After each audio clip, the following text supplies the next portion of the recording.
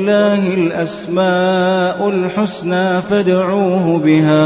وذروا الذين يلحدون في أسمائه سيجزون ما كانوا يعملون.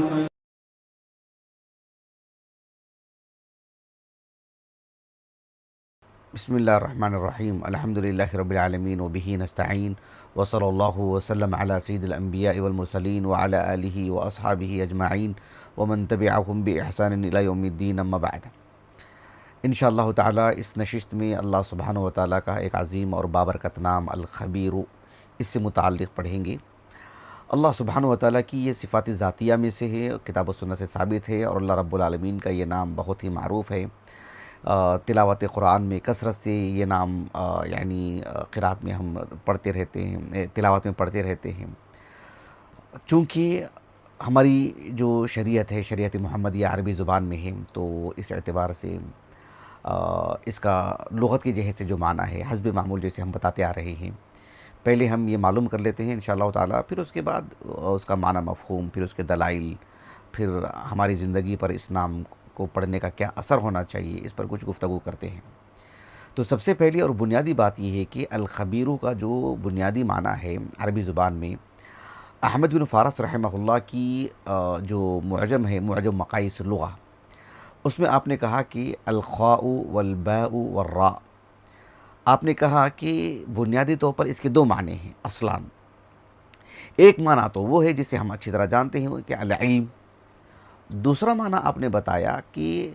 یدل علی لین و رخاوت و غزر، یعنی اس کے اندر ایک طرح کا لین، نرمی کا، ملامت کا، اور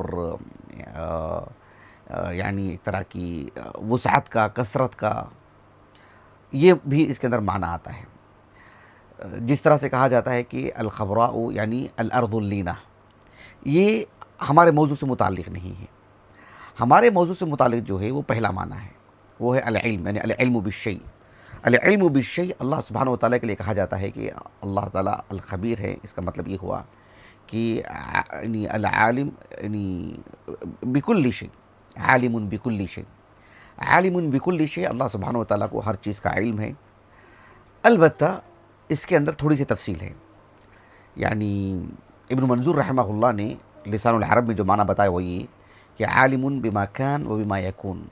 اللہ سبحانہ وتعالیٰ کو جو ہو چکا ہے اس کا بھی علم ہے، اور کیا ہوگا، کیسے ہوگا، یہ ساری تفصیلات اللہ سبحانہ وتعالیٰ کے علم میں ہیں. امام خطابی رحمہ اللہ کی ایک کتاب ہے، چھوٹا سا رسالہ شأن الدعاء، ہمارے پاس ادھر پیچھے کے حصے میں رکھا ہوا ہے. تو اس میں اللہ سبحانہ وتعالیٰ کے اسماء حسنہ سے متعلق بھی آپ نے مختصر معلومات آپ نے ذکر کی ہیں ہر نام سے متعلق. تو الخبیر سے متعلق آپ نے بتایا کہ عالم بکل شیء، یعنی ایک چیز جو ہوتی ہے اس کا ظاہر، باطن، اس کا اندرون، اس کی تفصیلات، اس کا ایک ایک حصہ، ایک ایک جز جو ہو سکتا ہے انسان کی نظروں میں، اس کے مشاہدات میں کچھ چیزیں آتی ہیں، کچھ چیزیں اس کے مشاہدات میں نہیں آتی ہیں، کبھی پیچھے کی چیزیں سب نظر آتی ہیں، یا ایک حد تک کچھ چیزیں نظر آتی ہیں، اس کے بعد کی چیزیں نظر نہیں آتی ہیں، یا اندرونی چیزیں نظر نہیں آتی ہیں، یا چیز بہت ہی باریک اور دقیق ہو، ذرات ہو، اس کی حرکتیں، اس کی حرکت جو ہوتی ہے اس کے،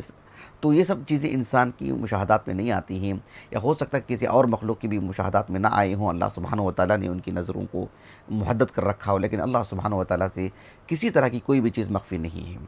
ابو ہلال العسکری نے الفروق میں اس کا ایک فرق بتایا ہے کہ العلم اور العلیم اور الخبیر میں جو فرق ہے وہ یہ کہ اللہ سبحانہ وتعالیٰ کا جو نام ہے العلیم، یا ہم یوں کہہ لیں کہ عربی زبان میں جو العلم ہے، اس میں جو بات آتی ہے وہ عمومی معنی ہے، اور پھر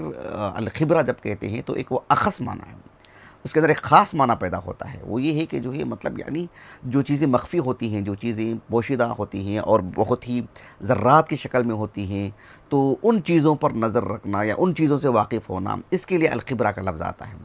تو العلم اذا اضیف الى الخفایا الى الخفایا جسے کہتے ہیں،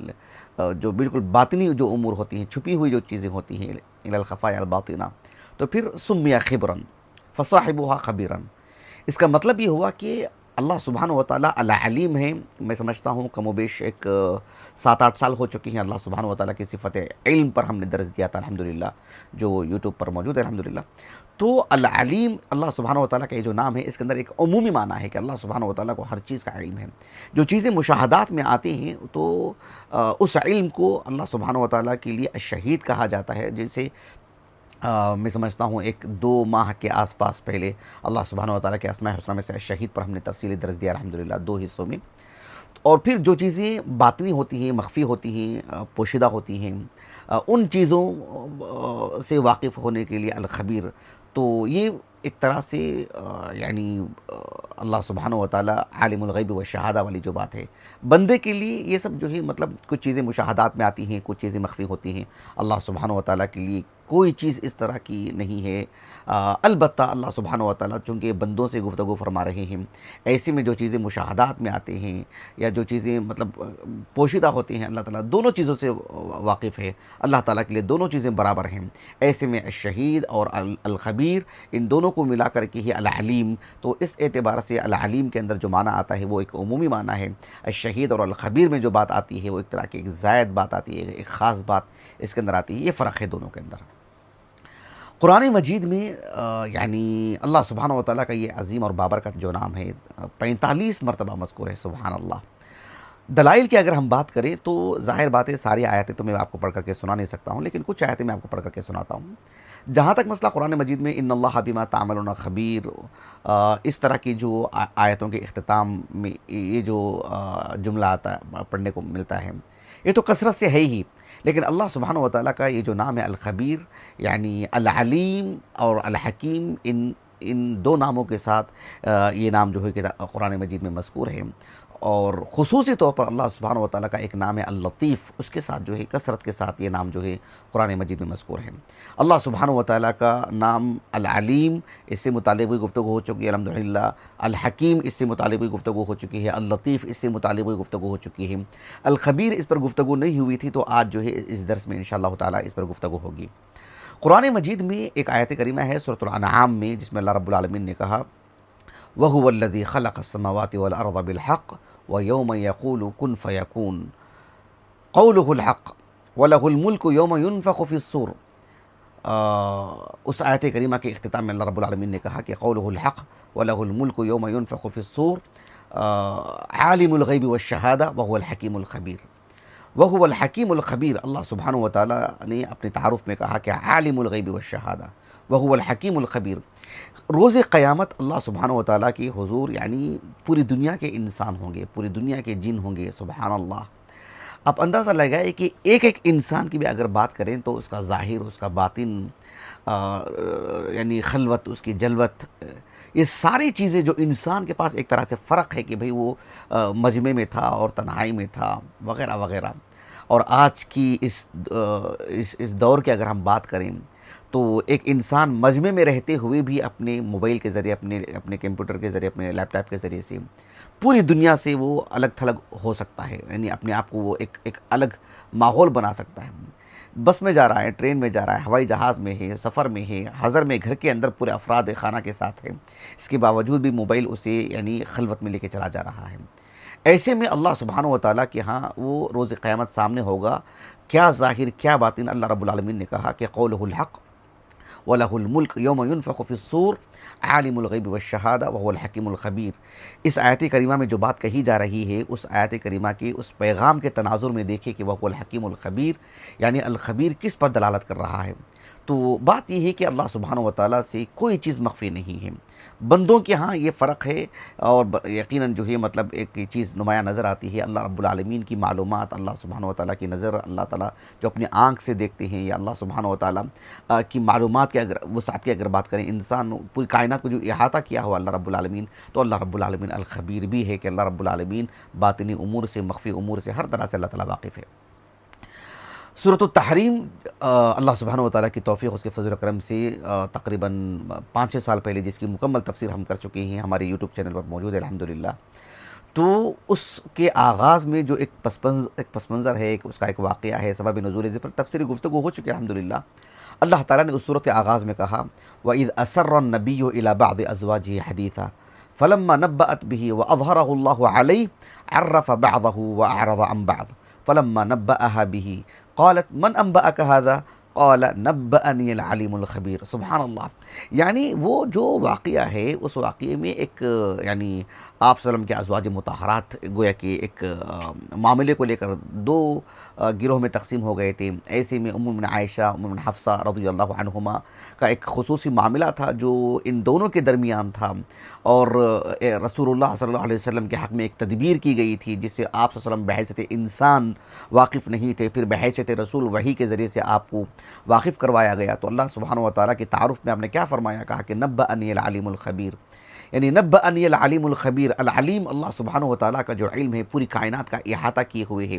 کوئی اس کے علم سے اس کی نظر سے خارج نہیں ہو سکتے ہیں. ایسے میں اللہ رب العالمین الخبیر ہے. بند کمرے میں دو لوگ مل کر کے جو ایک طرح کی تدبیر کی ہیں، جو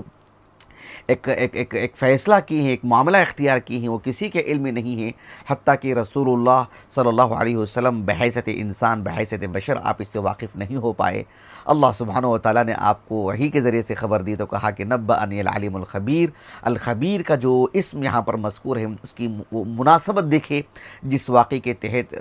پس منظر میں اللہ کے رسول صلی اللہ علیہ وسلم نے یہ بات بیان فرمائی وحی کی روشنی میں، کہا کہ نبأنی العلیم الخبیر.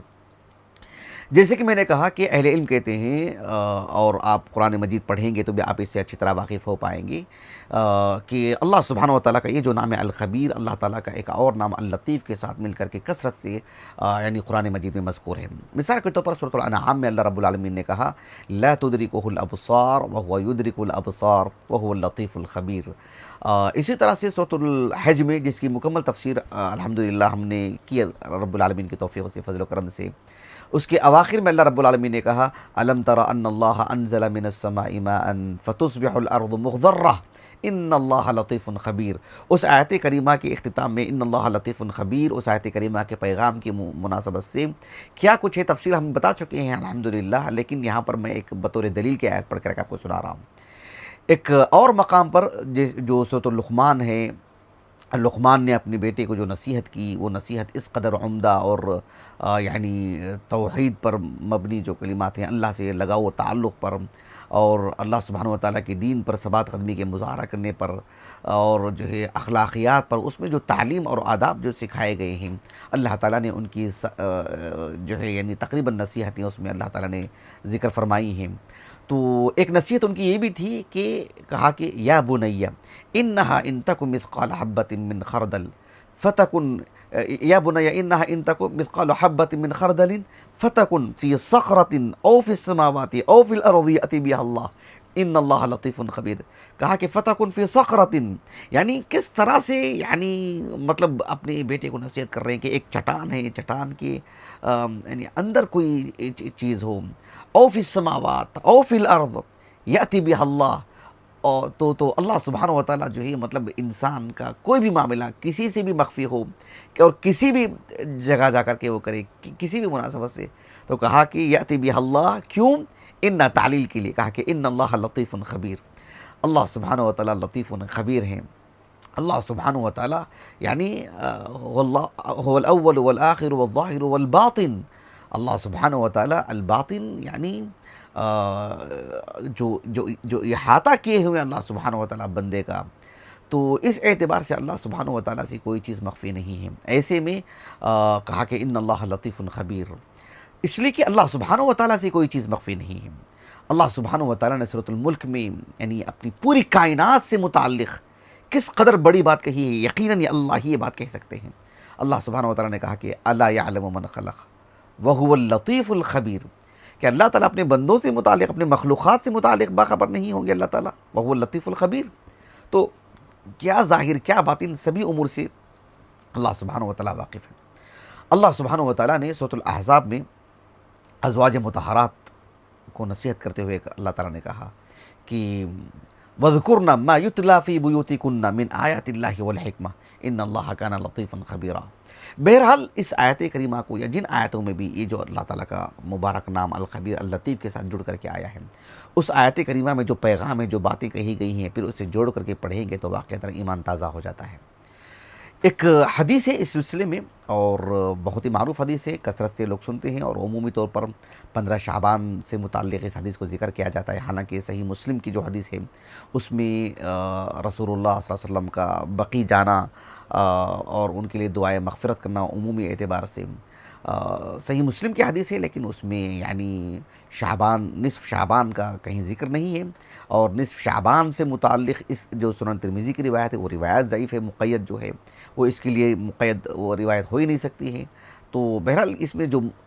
بات جو مطلق کہی گئی ہے اس کا اطلاق ہی پر ہمیں باقی رہنا ہے، اس کی جو تقید سنن ترمذی سے ہوتی ہے، کتاب التفسیر سے، ابواب التفسیر سے، بہرحال وہ سند صحیح نہیں ہونے کی وجہ سے کسی طور پر بھی وہ اس حدیث کے لیے تقید کا کام نہیں کر سکتی ہے۔ بہرحال حدیث کیا ہے؟ صحیح مسلم کی کتاب الجنائز میں، کتاب الجنائز کے بالکل اواخر میں، من افراد مسلم، یہ حدیث صرف صحیح مسلم میں ہے، صحیح بخاری میں حدیث نہیں ہے، صحیح مسلم کی کتاب الجنائز کے اواخر میں حدیث ہے، حدیث عائشہ رضی اللہ عنہا۔ ام المؤمنین عائشہ رضی اللہ عنہا کی ایک تلمیذ ہیں جن کا نام ہے محمد بن قیس بن مخرمہ بن المطلب۔ تو وہ کہتے ہیں کہ ام المؤمنین عائشہ رضی اللہ عنہا نے ایک مرتبہ کہا کہ یعنی کہا کہ الا احدثکم عنی وعن رسول اللہ صلی اللہ علیہ وسلم، کہ اللہ کے رسول صلی اللہ علیہ وسلم اور اللہ کے رسول کے ساتھ میرا ایک واقعہ ہے، ایک حادثہ ہے، کیا اس سے متعلق میں آپ لوگوں کو مطلب خبر نہ دوں، وہ حدیث نہ سناؤں؟ تو آپ کے تلامذہ نے کہا کہ قلنا بلا، یعنی کیوں نہیں، ضرور سنائیے آپ۔ تو ام المؤمنین عائشہ رضی اللہ عنہا نے اس واقعے کو بہت تفصیل سے سنایا ہے، اور میں ساری تفصیلات تو نہیں بتا سکتا ہوں، لیکن اصل موضوع سے متعلق جو بات ہے وہ بتانے کی کوشش کروں گا۔ ام المؤمنین عائشہ رضی اللہ عنہا کہتی ہیں کہ لما كانت لیلتی التي كان النبی صلی اللہ علیہ وسلم فیہا عندی، کہتے ہیں کہ اس رات کو، یعنی جس میں میری باری تھی، یعنی جب اللہ کے رسول صلی اللہ علیہ وسلم میرے حجرے میں تھے، تو اس وقت کی بات ہے کہ آپ صلی اللہ علیہ وسلم جب میرے پاس تھے، ہوا ایسے کہ اللہ کے رسول صلی اللہ علیہ وسلم یعنی عشاء کی نماز پڑھ کر کے آئے، کہا کہ انقلب، وہاں سے نکل کر کے آئے آپ صلی اللہ علیہ وسلم، اور جو حجرے میں داخل ہوئے، اور جو ردا کہتے ہیں، جیسے ہم کہتے ہیں نا اوپر کی قمیص، اس لیے کہ جو ہے نیچے جو باندھتے ہیں اس کو ازار کہتے ہیں، اور اوپر جو اوڑھتے ہیں اس کو جو ہے یعنی ردا کہتے ہیں۔ جس طرح سے ہم اگر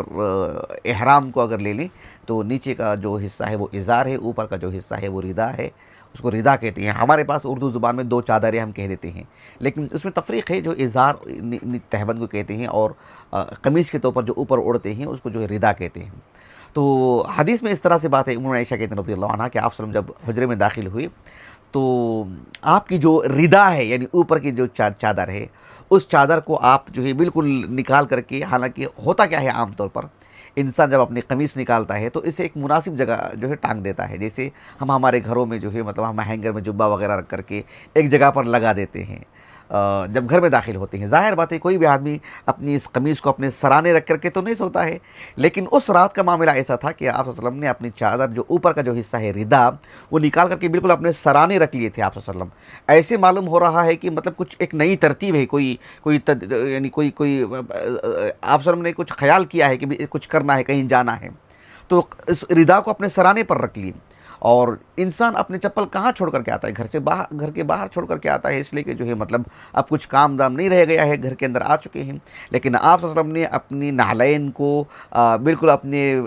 پیروں کے قریب رکھ لیے تھے، ردا کو اپنے سر کے پاس جو اوپر کی چادر ہے، اور نعلین کو اپنے پیر کے پاس رکھ لیے ہیں، اور تہبند جو نیچے کا جو ازار ہے اسے جو ہے ایک طرح سے کھول کر کے اللہ کے رسول صلی اللہ علیہ وسلم نے اسے بستر کے اوپر ڈال لیا ہے۔ تو بالکل ساری چیزیں، آپ کی جو کپڑے وغیرہ ہیں، آپ کی چپل ہیں، آپ کے اپنے قریب ہیں، ایک نئی جو ہے ترتیب نظر آ رہی ہے ام عائشہ رضی اللہ عنہا کو، اور آپ اندر ہی سے ساری چیزیں مطلب، اور ام عائشہ رضی اللہ عنہا جو ہے سبحان اللہ کس قدر باشعور جو ہے، مطلب اگر اللہ کے رسول کی زوجیت میں جب تھی، ان کی عمر کے اعتبار سے اگر بات کریں تو کس قدر باشعور جو ہے وہ خاتون تھیں، ایک لڑکی تھی، اور کتنی گہری نگاہ تھی ان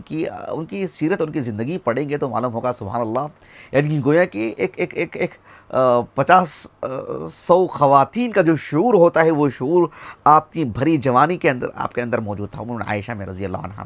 تو ساری چیزیں آپ دیکھ رہی تھی کہ ایک نئی ترتیب ہے، اور آپ صلی اللہ علیہ وسلم جو ہے آپ کے بازو میں سو گئے، اور اللہ کے رسول صلی اللہ علیہ وسلم اس وقت اس حد تک بستر پر تھے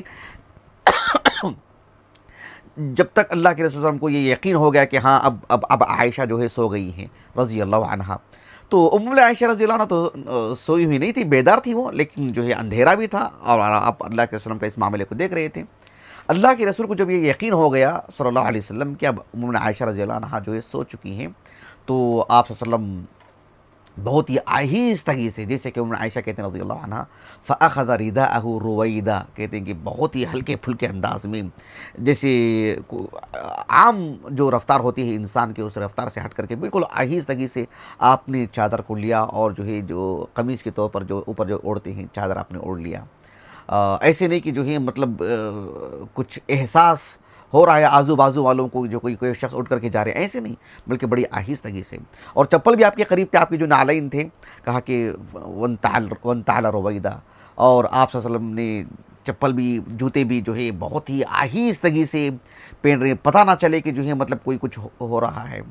پھر اس کے بعد یعنی وَفَتَحَ الْبَابَ فَخَرَجَ، آپ صلی اللہ علیہ وسلم نے دروازہ کھولا بہت ہی آہستگی سے، اور باہر نکل چکے۔ ثُمَّ أَجَافَهُ رُوَيْدًا، اور جو کنڈی لگانے کی بات تھی، کہا کہ بالکل ہلکے پھلکے انداز میں کہ کسی کو پتہ نہ چلے، اور عائشہ رضی اللہ عنہا ساری چیزیں دیکھ رہی ہیں۔ جیسے ہی اللہ کے رسول صلی اللہ علیہ وسلم وہاں سے نکل کر کے جانے لگے، عائشہ رضی اللہ عنہا کہتی ہیں کہ میں اٹھی، اس لیے کہ میں بیدار تھی، وہ سوئی ہوئی نہیں تھی، وہ بھی اللہ کے رسول کے پیچھے گئی صلی اللہ علیہ وسلم۔ تو اللہ کے رسول جا رہے ہیں، اور آج تصویر میں بھی دیکھ سکتے ہیں کہ جو ہے مطلب یعنی آپ صلی اللہ علیہ وسلم کا جو حجرہ ہے، جو باب جبرائیل اس کا جو نام ہے، بازو میں جو دروازہ ہے، وہاں سے سیدھے نکل کر کے جائیں گے تو بقی کی طرف وہ نکلتا ہے راستہ۔ تو آپ صلی اللہ علیہ وسلم کہا کہ بقی کی طرف گئے، اور وہاں پر کھڑے رہے آپ صلی اللہ علیہ وسلم بقی کے پاس۔ فاطال القیام، بہت ہی یعنی ایک لمبی مدت، کافی عرصہ وہاں پر کھڑے رہے آپ صلی اللہ علیہ وسلم، یعنی گویا کہ کچھ ساعتیں آپ صلی اللہ علیہ وسلم نے وہاں پر گزاری، اور کہا کہ فرفع یدیہ 3 مرات، ہاتھ اٹھائے آپ صلی اللہ علیہ وسلم نے دعا کی۔ پھر کچھ وقفے کے بعد ہاتھ اٹھائے، پھر آپ صلی اللہ علیہ وسلم نے دعا کی۔ پھر ایک وقفے کے بعد آپ صلی اللہ علیہ وسلم نے ہاتھ اٹھائے، پھر دعا کی۔ تو رفع الیدین دعا کے لیے رفع الیدین جو ہے یہ عادت کی اگر ہم بات کرتے ہیں تو متواتر معنوی حدیث ہے یہ۔ تو آپ صلی اللہ علیہ وسلم جب دعا کر کے فارغ ہو گئے، تو اور جب واپس آ رہے تھے تو ام المؤمنین عائشہ رضی اللہ عنہا کہتی ہیں کہ میں بھی آپ صلی اللہ علیہ وسلم کے جو پیچھے پیچھے آ رہی تھی۔ آپ صلی اللہ علیہ وسلم کچھ تیزی سے چلنا شروع کیے تو میں بھی تیزی سے چلنا شروع کی، حتیٰ کہ آپ صلی اللہ علیہ وسلم نے کچھ دوڑ بھی لگائی تو میں آپ کے پیچھے پیچھے دوڑتے ہوئے آپ کے بازو سے نکل گئی، اور سیدھے آ کر کے جو ہے مطلب لیٹ گئی ہوں بستر پر۔ اللہ کے رسول صلی اللہ علیہ وسلم بحیثیت انسان اور اندھیرا بھی آپ معلوم نہیں کر پائے کہ جو ہی عائشہ رضی اللہ عنہا آپ کے پیچھے آئی ہیں، آپ کے ساتھ اتنا عرصہ کھڑی رہی ہیں، اور واپسی میں بھی وہ آپ کے ساتھ آئی ہیں، اور آپ کے پاس سے ہوتے ہوئے گزر گئی ہیں۔ آپ صلی اللہ علیہ وسلم بحیثیت انسان، اندھیرا ہے، اندھیرے میں کچھ چیز دکھائی نہیں دیتی ہے، تو آپ دیکھ نہیں پائے، لیکن جو ہے کچھ محسوس ہوا کہ جو ہے کوئی چیز یہاں سے گزری ہے، کوئی شخص گزرا ہے یہاں پر، کوئی شخص نکل کے گیا ہوگا۔ تو لیکن جیسے ہی آپ صلی اللہ علیہ وسلم گھر کے اندر داخل ہوئے تو آپ صلی اللہ علیہ وسلم نے عائشہ رضی اللہ عنہا سے پوچھا کہ ما لک یا عائش، ما لک یا عائش، کیا مطلب ہے اس کا؟ مطلب یہ نہیں تھا کہ تم کیوں آئی، کیا، یہ سوال نہیں تھا۔ مطلب آپ صلی اللہ علیہ وسلم نے جو سوال کیا ہے کہ کیا ہو رہا ہے آپ کو، کیا حالت ہو گئی آپ کی، کیا چل رہا ہے، یہ معنی ہے اس کا۔ مطلب یہ تھا کہ کہا کہ جو یعنی حاشین رابیہ، تو کیا الفاظ ہیں کہ یعنی حشین رابیہ، کہا کہ حشین رابیہ، مطلب یہ ہے کہ عائشہ رضی اللہ عنہا کی جو سانس جو پھول رہی تھی، اور ایک طرح سے یعنی ایک طرح کی جو بے چین جو نظر آ رہی تھی وہ، اور تو اس منظر کو دیکھ کر کے اللہ کے رسول نے کہا کہ مالک یا عائش حشین رابیہ۔ تو عائشہ رضی اللہ عنہا وہاں پر آئی تھی، اللہ کے اس کو علم نہیں تھا، لیکن جو ان کی جو سانس پھول رہی تھی نا، وہ ایک قرینہ تھا کہ بھئی یہ بھی کہیں دوڑ کے آئی ہیں۔ تو آپ صلی اللہ علیہ وسلم سے پوچھنے پر پہلی بات تو عائشہ رضی اللہ عنہا نے کہا کہ لا شیء، کوئی بات نہیں، یعنی وہ جھوٹ نہیں تھا، یہ بتانا مقصود تھا کہ جو ہوا، اب کوئی بڑی بات نہیں ہے کہ جو کہا جائے، رہنے دے اس کو۔ جس مقصد کے لیے عائشہ رضی اللہ عنہا پیچھے تتابع کرتے ہوئے آئے، ان کو مقصود تھا کہ کہیں اللہ کے رسول صلی اللہ علیہ وسلم کسی اور ازواج مطہرات میں سے کسی اور کے پاس تو نہیں جا رہے ہیں، اب وہ چیز نہیں رہ گئی ہے تو آپ کو وہ چیز ختم ہو گئی وہ، تو کہا کہ لا شیء، مطلب جو میرا مقصود تھا وہ تو اب ہے ہی نہیں، اب بیان کرنے کا کیا مطلب ہے اس کا۔ تو اللہ کے رسول نے کہا کہ نہیں، آپ کو کہنا چاہیے، آپ کو بتانا چاہیے، آپ بتانا پڑے گا آپ کو کہ کیا بات کیا ہے آپ کو۔ کہا کہ یا تو آپ مجھے صاف بتا دو، آپ خبر کر دو، کہا کہ او لیخبرنی اللطیف الخبیر، کہا کہ پھر یا تو مجھے اللہ سبحانہ و تعالیٰ جو اللطیف الخبیر ہے وہ مجھے خبر دے گا، او لیخبرنی اللطیف الخبیر، مطلب یہ ہوا کہ اگر تم خبر نہیں کرو گے، تم نہیں بتاؤ گے، تو اللہ تعالیٰ جو اللطیف الخبیر ہے۔ سبحان اللہ، غور کرنے کی بات یہ ہے کہ میں یہ بات جو ہے اپنی اسماء و صفات سے متعلق ہر درس میں تقریباً کہتے رہتا ہوں، اور یہ بات میں ایک زمانے سے کہتے رہتا ہوں کہ ہم ہمارے معاشرے پر ایک نظر ڈالیں گے تو چاہے وہ آپ عوام کا طبقہ لے لیں، چاہے آپ خواص کا طبقہ لے لیں، خواص میں سے بھی اکثر جن کو ہم دیکھتے ہیں، جن سے ہمارا اٹھنا بیٹھنا، ہمارا میل جول، ہماری گفتگو، ہمارا رہنا سہنا جو ہوتا ہے، عام طور پر جو ہم دیکھتے ہیں لوگوں میں وہ یہ ہے کہ جو ہے اللہ تعالیٰ کا نام، اللہ، الرحمن، الرحیم، الغفور، یا المالک، الرزاق، یہ ایک 10 نام ہماری زبان پر رہتے ہیں، اتنا ہی تعارف ہے، کچھ نام معلوم ہے ہم کو لیکن ہماری زبان پر اتنے ہی نام، دیگر ناموں سے متعلق ہماری واقفیت ہے ہی نہیں، یا دیگر نام ہم ذکر ہی نہیں کرتے ہیں، یعنی ہماری زبان پر ہم یہ کہتے ہیں کہ اللہ تعالیٰ کا احسان ہے، اللہ تعالیٰ یعنی اللہ الرحمن کا احسان ہے، یا جو ہے یہ رحیم کی مہربانیاں ہیں، یا جو ہے اللہ تعالیٰ رزاق ہے، اللہ سبحانہ و تعالیٰ الغفور ہے۔ کیا اللہ سبحانہ و تعالیٰ یعنی العظیم ہے، اس طرح کا کوئی کلمہ؟ اللہ تعالیٰ العلیم ہے، اللہ سبحانہ و تعالیٰ المتین ہے، اور اس کا معنی مفہوم جانتے ہوئے اللہ تعالیٰ الفتاح ہے، اللہ سبحانہ و تعالیٰ الحکیم ہے، اللہ رب العالمین الحفیظ ہے، اللہ سبحانہ و تعالیٰ کی جو دیگر اسماء حسنہ ہیں، اللہ تعالیٰ الشہید ہے، اللہ تعالیٰ السمیع ہے، اللہ سبحانہ و تعالیٰ الوارث ہے۔ کیا یہ سارے نام مناسبتوں سے ہماری زبان پر آتے ہیں؟ اللہ تعالیٰ الباری ہے، اللہ تعالیٰ المصور ہے، اللہ سبحانہ و تعالیٰ السلام ہے، اللہ سبحانہ و تعالیٰ المؤمن ہے، اللہ تعالیٰ المہیمن ہے۔ کیا اللہ تعالیٰ کے یہ نام ہماری زبان پر آتے ہیں؟ اللہ تعالیٰ الفتاح ہے، کیا ہم ان ناموں سے کبھی دعا کرتے ہیں؟ کیا ہم اپنی گفتگو میں کبھی یہ کہتے ہوئے ہم کسی کو سنتے ہیں کہ اللہ تعالیٰ البر ہے؟ اور جو ہے مطلب کس اعتبار سے یہ بہت قصور ہے، بہت قصور ہے۔ بلکہ آپ دیکھیں کہ کبھی کبھار میں کسی شخص کو دیکھتا ہوں، خاص طور پر کسی مسلمان کو، اور وہ کہتا ہے کہ جو ہے یعنی اوپر والا دیکھ رہا ہے، اوپر والے کی مہربانی ہے، تو واللہ کہتا ہوں دل میں مجھے اتنی تکلیف ہوتی ہے۔ میں سمجھتا ہوں کہ یہ شخص اتنا محروم ہے، نسأل اللہ العافیہ والسلامہ، کہ اس کی زبان پر اللہ یہ نام تک نہیں ہے، بس اوپر والا۔ کیوں بھائی؟ اوپر والے کا تعارف نہیں ہے۔ ایک غیر مسلم کہتا ہے کہ اوپر والا، چلو ٹھیک ہے، اسے اس کا تعارف نہیں ہے۔ ایک مسلمان کہتا ہے کہ اوپر والا، کیا مطلب ہے؟ اللہ اللہ نہیں کہہ سکتے ہیں، سبحان اللہ، اللہ سبحانہ و تعالیٰ اللہ العلی نہیں کہہ سکتے ہیں، اللہ الواحد القہار نہیں کہہ سکتے ہیں۔ تو یہ جو قصور ہے، اور یہ کہیں نہ کہیں بے ادبی ہے اللہ سبحانہ و تعالیٰ کی جناب میں۔ تو اللہ سبحانہ و تعالیٰ کی اسماء حسنہ ہماری زبان پر ہونی چاہیے، اور ہم جو گفتگو کر رہے ہیں، میں نے اس سے پہلے جو ہے 1 سے 2 3 مرتبہ میں درس دے چکا ہوں الحمدللہ، بنگلور میں بھی، حیدرآباد میں بھی، مجھے یاد نہیں آ رہا کہ درس ریکارڈ ہوا ہے نہیں ریکارڈ ہوا ہے، کہ اللہ سبحانہ و تعالیٰ یعنی انبیاء علیہ السلام کو اللہ تعالیٰ کا سب سے زیادہ تعارف ہوتا ہے، انبیاء علیہ السلام کو سب سے زیادہ تعلق اللہ تعالیٰ سے، سب سے زیادہ متعارف رہتے ہیں اللہ رب العالمین سے۔ ایسے میں جو ہے ان کی گفتگو میں یعنی کس مناسبت سے ان کی زبان پر کون سا نام آتا ہے اللہ رب العالمین کا، تو اس پر جو ہے میں نے درس دیا تھا الحمدللہ۔ اب میں اس پر تفصیل میں نہیں جانا چاہتا ہوں۔ یہاں دیکھو اللہ کے رسول نے کیا کہا صلی اللہ علیہ وسلم، اول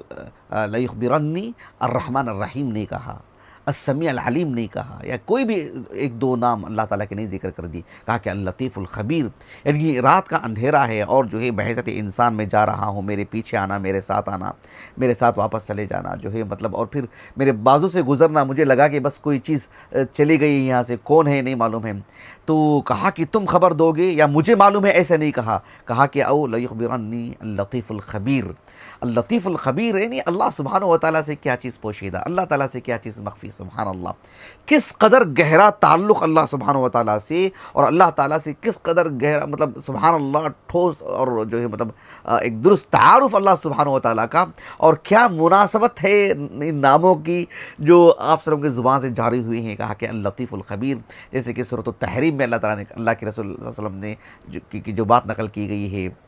نبأنی العلیم الخبیر، اس سے یہ بات ہونی چاہیے، اللہ تعالیٰ سے اس طرح کا تعارف ہونا چاہیے، اپنے گھر والوں کو اس طرح کا تعارف کروانا چاہیے، اپنی بچوں کو یہ سکھانا چاہیے کہ کوئی بھی معاملہ ہو جائے، اللہ رب العالمین الرزاق ہیں، اللہ تعالیٰ القوی ہیں، اللہ تعالیٰ المتین ہیں، اللہ تعالیٰ الودود ہیں، اللہ رب العالمین الغفور ہیں، اللہ سبحانہ و تعالیٰ الحسیب ہیں، اللہ سبحانہ و تعالیٰ جو ہے الوارث ہیں، اللہ سبحانہ و تعالیٰ یہ جو اللہ تعالیٰ کے بے شمار نام ہیں، ان ناموں کا تعارف کروانا چاہیے، اس کا معنی مفہوم بتانا چاہیے، تاکہ جو ہے یعنی ہر پہلو سے بندہ مضبوط رہے، اور اللہ تعالیٰ سے ایک تعلق رکھے اور کسی پہلو وہ بے سہارا نہ سمجھے. اور آج ہماری شخصیات سے متعلق اتنی دلچسپیاں آپ دیکھو کہ یعنی سبحان اللہ، کھیل کود کے لوگوں کو لے لیجئے، سیاسی لوگوں کو لے لیجئے، عام جو بزنس مین جو ہوتے ہیں ان کو لے لیجئے، آپ ان کا تعارف آپ نیٹ سے یوں حاصل کر سکتے ہیں اور لوگوں کو تقریباً چیزیں معلوم رہتے ہیں. جو ہم زندگی گزارتے ہیں اپنے بیوی بچوں کے ساتھ یا باہر اپنے جو ہمارا میدان عمل ہے، کچھ دوست احباب کے ساتھ ہم رہتے ہیں، ان کا ہی تعارف ہم کو ہوتا ہے. ایسا نہیں ایک شخص جس سے ہمارا کوئی تعلق نہیں ہے، ہو سکتا ہے دینی نقطہ نظر سے اختلاف ہے، نظریات میں اختلاف ہے، ایک میدان عمل میں، لیکن پھر بھی ہم کو اس کی پورے گھرانے سے متعلق اختلاف کی اس کی شادی ہوئی ہے کہ نہیں ہوئی ہے تو کتنے بچے ہیں، کہاں رہتا ہے گھر اس کا، کتنی منزلہ اس کا گھر ہے، اور اس کے آبا و اجداد کون ہیں، اس کا کیا اس کی زندگی میں کیا وسعت ہے، کیا سب چیزیں. سبحان اللہ، رب العالمین سے متعلق ہمارا کتنا تعارف ہے، ہم کتنا پڑھتے ہیں اللہ سبحانہ و تعالیٰ کی ذات، اس کی صفات، اس کے افعال سے متعلق اس کا جو تعارف قرآن مجید میں ہوا ہے،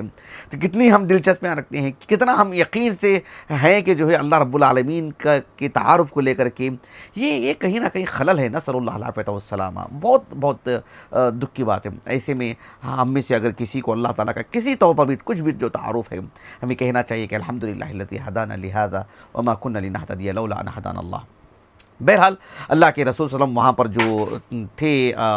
یعنی بقی قبرستان میں، وہاں سے آپ نے جو دعا کی ہے استغفار کے لیے، تو اللہ کے رسول صلی اللہ علیہ وسلم نے ساری تفصیلات پھر ام عائشہ کو بھی بتائی. آپ نے کہا کہ بات یہ تھی کہ جبرائیل آئے تھے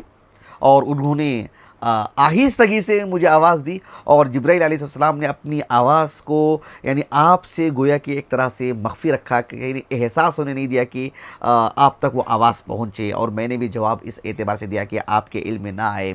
اس میں اور جبرائیل السلام اندر کیوں نہیں آئے؟ اس لیے کہ بھئی وہ رات کا وقت تھا، آرام کا وقت تھا، سونے کا وقت تھا، اور بحیثیت انسان جو ہے رات میں جب رات گزارتے ہیں تو اپنے کپڑے وغیرہ اتار کر کے سوتے ہیں، مناسب انداز میں کپڑے پہن کر کے سوتے ہیں. ایسے میں بے ترتیبی تو رہتی ہی ہے. تو ام عائشہ رضی اللہ عنہا اپنے یعنی زوجین کا معاملہ ہے، اور حدیث میں اس میں صراحت بھی ہے کہ جو ہے مطلب بدن پر جو ہے ایک مناسب انداز میں کپڑے تھے اور کچھ نہیں تھے. تو ایسے میں کہا کہ جبرائیل علیہ السلام اس مناسبت سے گھر میں نہیں آئیں گے کہ جو ہے مطلب آپ کی یہ صورتحال ہے، اس لیے کہ اپنے گھر میں آپ کی جو صورتحال ہے اس وقت میں جو ایک طرح کی انسان کہیں نہ کہیں بے احتیاط رہتا ہے، احتیاط نہیں برتتا جب تنہائی میں رہتا ہے اور اپنے بیوی کے ساتھ رہتا ہے یا بیوی شوہر کے ساتھ رہتی ہے. تو کہا کہ اس مناسبت سے جبرائیل علیہ السلام جو ہے مطلب گھر میں نہیں آ پائیں گے. اور کہا کہ اللہ سبحانہ و تعالیٰ نے مجھے اس بات کا حکم دیا کہ میں بقی جاؤں اور اہل بقی کے لیے میں استغفار کروں. یہ ایک طرح کی عمومی دعا ہے، یہ مطلب نہیں ہے کہ بقی میں جس کو جو مدفون ہوگا وہ جنتی ہوگا. بقی میں جیسے کہ الوفا میں لکھا ہوا، وفا الوفا میں کہ جو ہے مطلب امام مالک کے حوالے سے رحمہ اللہ کہ 10,000 صحابہ کی خبریں ہیں. بھئی صحابہ کا جہاں تک معاملہ ہے وہ بقی میں ہو یا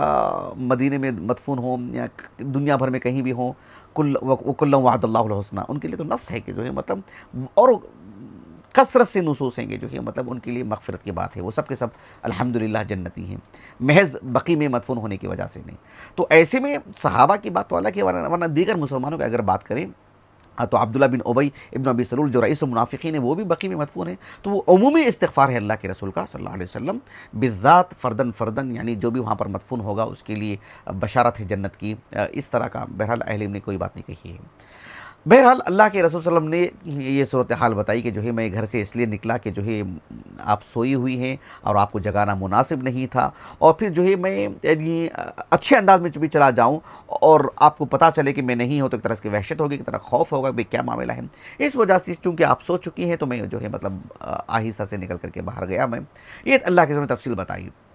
یہ ہے اس حدیث کے اندر یہ بات جو اللطیف الخبیر والی بات ہے. میں اپنی بات کو ختم کرتا ہوں آخر میں ایک بات بتاتے ہوئے کہ اللہ تعالیٰ کا نام الخبیر، اس نام کو پڑھنے کا ہماری زندگی میں اثر یہ ہونا چاہیے کہ جیسے کہ اللہ رب العالمین نے ایک آیت کریمہ پڑھ کر کے سناتا ہوں جس میں اللہ تعالیٰ نے کہا سورۃ المائدہ میں، یا ایھا الذین آمنوا کونوا قوامین للہ شہداء بالقسط، یا ایھا الذین آمنوا کونوا قوامین للہ شہداء بالقسط، قوامین للہ شہداء بالقسط ولا یجرمنکم شنآن قوم علی الا تعدلوا اعدلوا هو اقرب للتقوی واتقوا اللہ ان اللہ خبیر بما تعملون۔ اس آیت میں اللہ تعالیٰ نے کہا کہ اہل ایمان سے خطاب کرتے ہوئے اللہ تعالیٰ نے کہا کہ اللہ تعالیٰ نے جو دین جو ہے مطلب عطا فرمائے ہیں، کہا کہ اس کو قائم کرے، اس پر قائم رہیں، یعنی اپنی زندگی میں قائم کرے، اپنے گھر میں قائم کرے، جو انسان کی طاقت ہے۔ یہی اصل تو اسلام، یہی اصل سلفیت ہے، اہل حدیثیت جسے کہتے ہیں، کہ اللہ کے دین کو اپنے نفس پر قائم کریں، اپنے گھر پر قائم کریں، جو اللہ نے ہمارے اندر طاقت رکھی، جو ہمارا دائرہ ہے، نیک بنے اور نیکی کا حکم دیں، اور یہی جو ہے مطلب اسی کے ہم مکلف ہیں۔ تو اللہ سبحانہ و تعالیٰ نے کہا کہ کونوا قوامین، اس کے بعد کہا کہ للہ شہداء بالقسط، یعنی مطلب عدل و انصاف، انصاف پر مبنی گواہی ہونی چاہیے، یعنی مطلب یعنی خواہشات نفسانی کی بنیاد پر، یا یہ میرے عزیز ہیں اور میرے فلاں اور فلاں اور فلاں ہیں، نہیں، انصاف پر مبنی گواہی دینے والے بننا چاہیے۔ اس کے بعد اللہ تعالیٰ نے کہا کہ وَلَا يَجْرِمَنَّكُمْ شَنَآنُ قَوْمٍ عَلَىٰ أَلَّا تَعْدِلُوا اعْدِلُوا هُوَ أَقْرَبُ لِلتَّقْوَىٰ، یعنی ایک انسان کی کسی سے عداوت ہو جائے دینی نقطہ نظر سے وغیرہ، کوئی اور معاملہ ہو، تو دشمنی انسان کو اتنا مطلب یعنی اتنا یعنی اندھا نہ کر دے اس شخص کو کہ وہ یعنی عدل و انصاف کو پامال کر رہا ہے، یعنی دشمنی میں اس حد تک جو ہے مطلب حدیں پار کر چکا ہے، اتنا دور نکل چکا ہے کہ بھئی وہ دشمن ہے تو بہرحال اس کے ساتھ ایسا معاملہ ہونا چاہیے، اس کے ساتھ بھی عدل و انصاف کی بات کہی گئی ہے۔ اندازہ لگائیے کہ اسلام یعنی سبحان اللہ کس قدر سنجیدہ دین ہے، سبحان اللہ۔ اور کہا کہ اعدلوا هو اقرب للتقوی واتقوا اللہ ان اللہ خبیر بما تعملون۔ اللہ رب العالمین کا یہ جو نام ہے الخبیر، اس کو پڑھنے کا تقاضا ہی ہے کہ بندے کے اندر تقوی ہے، اور یہ تقوی لاتا ہے سبحان اللہ۔ اللہ تعالیٰ سے متعارف ہونے کا مطلب ہی یہی ہے کہ اللہ تعالیٰ الخبیر ہے، ہم جو کہہ رہے ہیں، ہم جو کر رہے ہیں، ہم جو آ رہے ہیں، ہم جو جا رہے ہیں، ہماری جو ملاقاتیں ہو رہی ہیں، ہماری جو عبادتیں ہو رہی ہیں، اللہ تعالیٰ دلوں کے احوال سے باخبر ہے، اللہ تعالیٰ انسان کے باطن سے واقف ہے۔ اسی لیے اہل علم اعمال القلوب جو ہوتے ہیں اس پر بہت توجہ دلاتے ہیں، اس لیے کہ جو ہے مطلب قلبی جو اعمال ہوتے ہیں، جو اخلاص ہے، جو اللہ سبحانہ و تعالیٰ سے لگاؤ اور تعلق ہے، جو سرائر ہے نا، جو پوشیدگی جو ہے نا بندے کا رب سے جو تعلق ہے، یہ سالم ہو، یہ عمدہ ہو، اور اس میں نکھار آ جائے، یہ اللہ سبحانہ و تعالیٰ کا یہ جو نام ہے الخبیر، یہ انسان کو مطلب باذن اللہ یعنی کایا پلٹ دیتا ہے، انسان بدلاؤ لا لیتا ہے، انسان مخلص بن جاتا ہے۔ وہ خلوت میں ہو، جلوت میں ہو، وہ یہ دیکھتا ہے کہ بھئی کسی کیمرے کی ضرورت نہیں، اللہ تعالیٰ الخبیر ہے، جو کیمرہ تو صرف انسان کے ظاہر کو جو ہے مطلب اخذ کرتا ہے، بلکہ اللہ رب العالمین الخبیر ہے، جو شہید ہے اللہ تعالیٰ الخبیر بھی ہے، اللہ رب العالمین اللہ سبحانہ و تعالیٰ سے کون سی چیز مخفی ہے، شہید بھی ہے اللہ تعالیٰ، خبیر بھی ہے، اور جو ہے علیم ہے اللہ سبحانہ و تعالیٰ۔ تو یہ چیز اتنی اہم ہے سبحان اللہ۔ آپ دیکھیے کہ سورۃ الفاطر میں اللہ تعالیٰ نے کہا کہ ان تدعوہم لا يسمعوا دعاءکم وَلَوْ سَمِعُوا مَا اسْتَجَابُوا لَكُمْ وَيَوْمَ الْقِيَامَةِ يَكْفُرُونَ بِشِرْكِكُمْ وَلَا يُنَبِّئُكَ مِثْلُ خَبِيرٍ۔ اللہ سبحانہ و تعالیٰ نے کہا کہ اگر تم معبودان باطلہ کو بلاؤ تو وہ سنیں گے ہی نہیں، اور اگر وہ سن بھی لیں تو پھر ایسے وہ آپ کی ضرورت پوری نہیں کریں گے، لیکن سننے کا مطلب یہی ہے کہ آپ کی ضرورت پوری کریں، ضرورت پوری نہیں کریں گے آپ کی، بلکہ روز قیامت وہ آپ کے مقابل ٹھہر جائیں گے۔ اللہ نے کہا کہ وَلَا يُنَبِّئُكَ مِثْلُ خَبِيرٍ، یعنی یہ اس طرح کی جو خبریں ہیں، اس طرح کی جو باتیں ہیں، یہ خبیر ہی دے گا آپ کو یہ ساری باتیں، احوال سے واقف کروانا، آگے پیچھے کے ساری چیزوں کی، کل روز قیامت کیا ہوگا اور کیا ہوگا، یہ سب خبیر کون؟ خبیر اللہ سبحانہ و تعالیٰ، جسے مطلب یعنی عالم الغیب والشہادہ وهو الحکیم الخبیر۔ اللہ رب العالمین کے لیے کیا ماضی، کیا مستقبل، کیا یعنی ظاہر، کیا باطن، اللہ سبحانہ و تعالیٰ کا علم تو سب کا احاطہ کیے ہوئے ہیں۔ ایسے میں اللہ رب العالمین کے نام الخبیر کو پڑھنے کا یہ فائدہ ہونا چاہیے کہ ہم اللہ سبحانہ و تعالیٰ کے حضور بالکل اپنے دل کو صاف رکھیں، مخلص بنیں، اللہ تعالیٰ سے اخلاص مانگیں۔ بہرحال میں اپنی بات کو ختم کرتا ہوں، اللہ سبحانہ و تعالیٰ سے دعا کرتا ہوں کہ اللہ تعالیٰ ہماری اس نشست کو، ہمارے اساتذہ، ہمارے والدین، ہمارے کل معاونین، ہمارے مشاہدین کے لیے اللہ تعالیٰ جو ہے یعنی حسنات میں شمار فرمائے، میزان حسنات میں شمار فرمائے، اور اللہ تعالیٰ کفارہ سیئات کر دے۔ اور خصوصیت کے ساتھ میں دعا کرتا ہوں میری عزیز اہلیہ کے لیے، اللہ سبحانہ و تعالیٰ ان کی زندگی میں برکت عطا فرمائے، اللہ تعالیٰ انہی نیکوکاروں میں شمار فرمائے، اللہ اپنے مقربین میں سے بنائے، اللہ تعالیٰ ان کی اس یعنی جو ہماری معلومات میں ہیں، جو ان کا جو اخلاص ہے، ان کی جو سچی جو لگن ہے اسلام کی نشر و اشاعت کے لیے، اور اس کے لیے بھاگ دوڑ کرنا، گھر کے کام تو ہوتے ہی ہیں لیکن دینی کاموں کے لیے برابر معاون بننا، اور یعنی شخصی طور پر اس میں اپنے آپ کو یعنی لے آنا اور جو ہے کام کاج کرنا، یہ واقعتاً انسان کو یعنی بالکل کیا کہتے ہیں اس کو نرم کر کے رکھ دیتی ہیں، اور اس کی زبان پر نام جاری ہو ہی جاتا ہے، سبحان اللہ۔ تو بہرحال اللہ رب العالمین اس نشست کو ہماری خصوصاً ہمارے عزیز اہلیہ کے لیے، ہمارے فرزندان کے لیے، ہمارے لیے اللہ تعالیٰ حسنات میں شمار فرمائے۔ میں آج کے اس درس میں ایک نام ضرور لینا چاہتا ہوں، ہمارے عزیز اور استاذ جامعہ محمدیہ منصورہ بنگلور، ہمارے شیخ شعیب محمدی ابو عبادہ یا ابو عبداللہ حفظہ اللہ۔ ان کا آج خصوصی تعاون رہا، اس لیے کہ جو ہے آج مجھے درس دینا تھا، اور درس سے متعلق مجھے کچھ وقت لگانا تھا، اور